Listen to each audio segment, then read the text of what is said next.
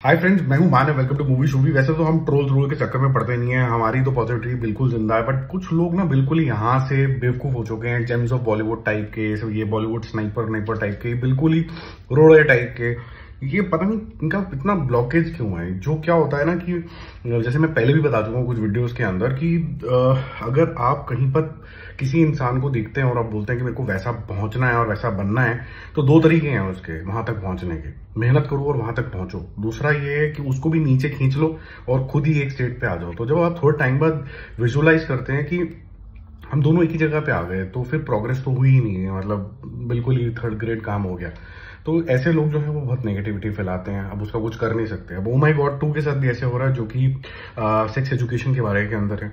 यहाँ पर एजुकेशन को स्कूलों में लाने तक की बात करी जा रही है, ताकि किसी भी तबके के लोग हों उनको ढंग से पता हो इस टॉपिक के बारे में, बच्चों को पहले से ही पता हो, ताकि अवेयरनेस लेवल और बढ़े, क्राइम ना हो, पॉपुलेशन कंट्रोल हो पाए।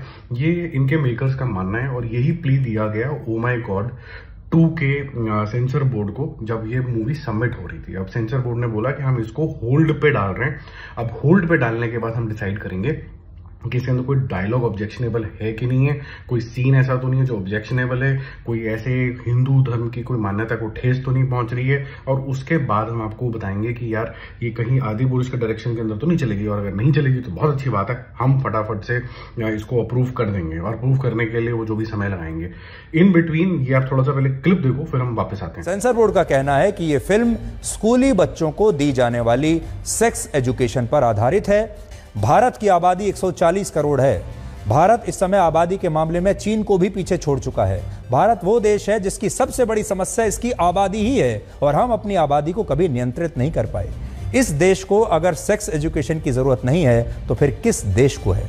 इस देश को सबसे ज्यादा आवश्यकता थी, लेकिन इस देश में भी अब जाकर 75 वर्षों के बाद जब कोई फिल्म बनाने की हिम्मत करता भी है तो सेंसर बोर्ड बीच में आ रहा है, और सेंसर बोर्ड ने उस फिल्म को सर्टिफिकेट देने से इनकार कर दिया है। अब आपने ये क्लिप देख लिया तो आपको बहुत क्लियरली नजर आया होगा कि जो जनरल जनता जो जर्नलिज्म है वो भी ये मानता है कि आज की डेट के अंदर 1.4 बिलियन लोग हो चुके हैं हिंदुस्तान के अंदर, और इस तरीके की एजुकेशन और क्राइम ये सब कुछ रोकने के लिए बहुत जरूरी है एक नजरिया लेके आना कि ये सेक्स एजुकेशन बच्चों के लेवल तक क्यों आनी चाहिए।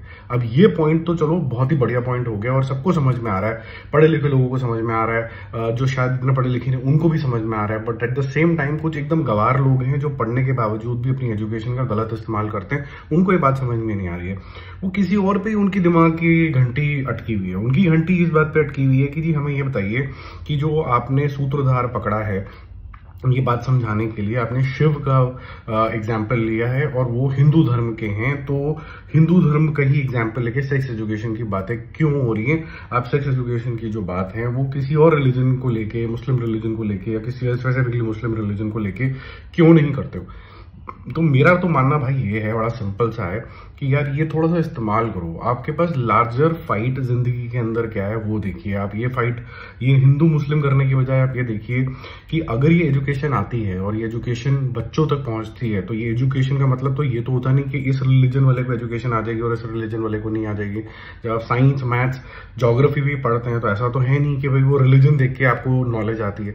सिमिलरली यहाँ पर भी एक अटेम्प्ट हो रहा है, उस अटेम्प्ट को होने दो, उस अटेम्प्ट से कुछ एक चेंज आने दो। आप इतनी बड़ी बड़ी बातें करते चले जा रहे हो, आप नेगेटिविटी फैलाते चले जा रहे हो, जेम्स ऑफ बॉलीवुड, ये बॉलीवुड आप हाईलाइट करते चले जा रहे हो। आप बिल्कुल गधे हो। आप एक भी अटेम्प्ट ऐसा नहीं करते हो कि आप चेंज कैसे लेके आ रहे हो।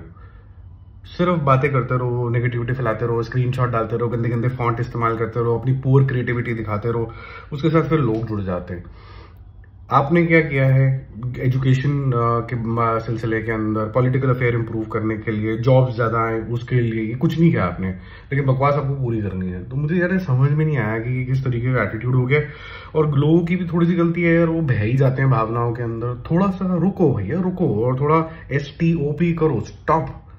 मैं भी कुछ बोल रहा हूँ तो ऐसा नहीं है सर उसको फॉलो करने का है। अभी पहले सोचो, कॉन्टेम्पलेट करो, दो जनों से बात करो, यार ऐसे ऐसे किसी का एक व्यू पॉइंट है, एक मानव जगह है, कोई ये है, कोई वो है, 4 जने, क्या ठीक लग रहा है, 4 जनों से बात करो। हम सोशल एनिमल हैं, वो एनिमल इसलिए हैं ताकि हम 2-4 बातें करेंगे एक दूसरे से तो आगे बढ़ेंगे और एक सामूहिक तरीके से बातें आगे लेके जाएंगे। और वो सब आपको यही बोलेंगे कि यार एजुकेशन के मामले के अंदर कोई भी कैंची नहीं लगनी चाहिए। तो प्लीज रोडों से बचो और आगे बढ़ो। और कोई भी ऐसी मूवी आती है जो आपको एजुकेशन देती है, आपको प्रोग्रेसिव बनाती है, उसमें ये रिलीजन मत लेके आओ यार, मेरे को ऐसा लगता है। और अगर किसी के पास कोई काउंटर व्यू पॉइंट है तो वो भी बताइए।